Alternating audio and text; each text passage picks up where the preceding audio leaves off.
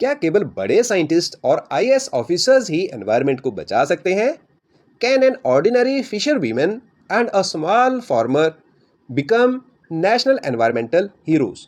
सो आज की कहानी हमें बताती है कि real conservation starts from the grass roots.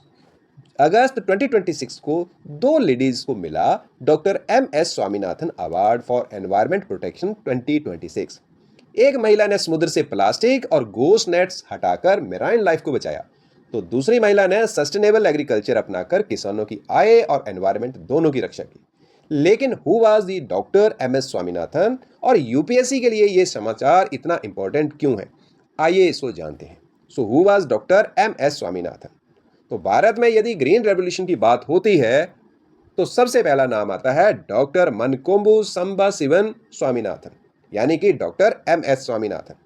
उन्होंने high yielding varieties, scientific farming, irrigation, fertilisers और मॉडर्न एग्रीकल्चर रिसर्च को किसानों तक पहुंचाया, और इसी कारण उन्हें कहा जाता है father of India's green revolution.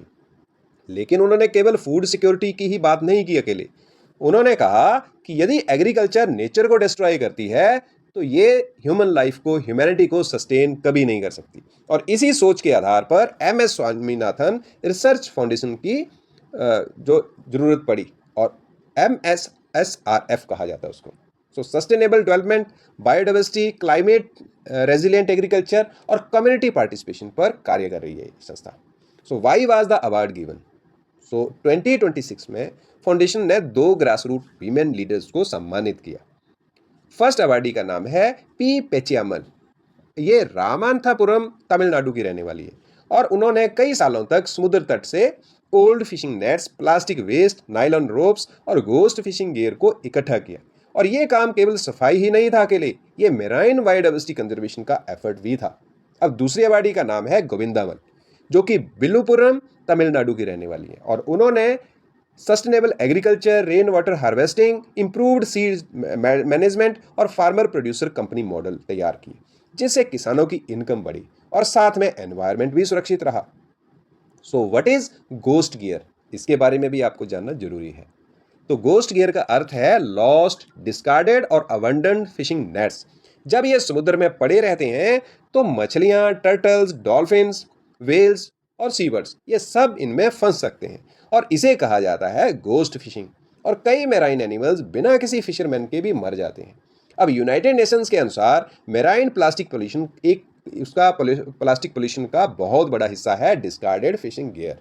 इसलिए ghost gear removal, blue economy, marine conservation और सर्कुलर इकोनॉमी सभी एक दूसरे से जुड़े हुए हैं।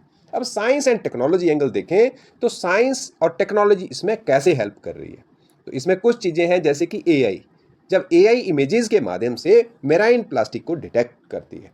Drones coastal monitoring, remote sensing और मैपिंग करते हैं। Satellite technology, ISRO satellites ocean colour monitoring, coastal observation और इलीगल फिशिंग डिटेक्शन करते हैं। GPS enabled smart nets, fishing nets की लोकेशन ट्रैक की जा सकती है और लॉस्ट नेट्स आसानी से रिकवर किए जा सकते हैं। और फिर recycling technology, old nylon nets नई प्लास्टिक प्रोडक्ट्स, कंस्ट्रक्शन मटेरियल और टेक्सटाइल फाइबर्स में बदले जा रहे हैं, और ये है सर्कुलर इकोनॉमी। एग्रीकल्चरल टेक्नोलॉजी की बात करें तो गोविंदामल जैसे farmers soil health card, micro irrigation, climate resilient seeds, bio fertilisers, natural farming और मोबाइल एडवाइजरी एप्स इनका यूज़ कर रहे हैं। सो टेक्नोलॉजी केवल सिटीज़ के लिए ही नहीं बल्कि ये गांवों को भी बदल रही है। अब यूपीएससी पर्सपेक्टिव देखें तो यहाँ एग्जाम पॉइंट ऑफ व्यू से ये टॉपिक जुड़ता है एनवायरनमेंट से। Community participation, biodiversity conservation, sustainable agriculture, women empowerment, circular economy, marine pollution, blue economy और SDGs.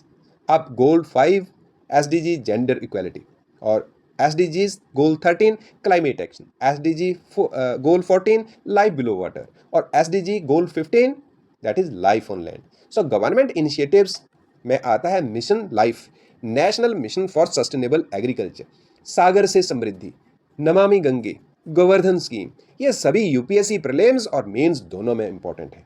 So value addition for mains में देखें तो role of local communities in environmental conservation, तो ये अवार्ड का उदाहरण अवश्य लिखना चाहिए। तो आप लिख सकते हैं P Pechiammal demonstrated community led marine conservation through ghost gear collection, और Govindammal promoted climate resilient and sustainable agriculture through farmer participation.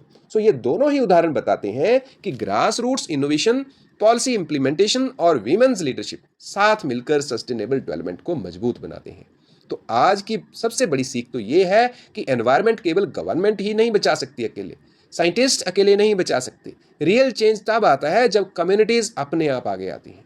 और डॉक्टर एम.एस. स्वामीनाथन का सपना भी यही था कि food security with environmental security. और यही कारण है कि दो सामान्य महिलाओं का यह सम्मान पूरे भारत के लिए एक प्रेरणा बन गया है। So remember for UPSC, think globally, act locally. यही सस्टेनेबल डेवलपमेंट का सबसे बड़ा मंत्र है।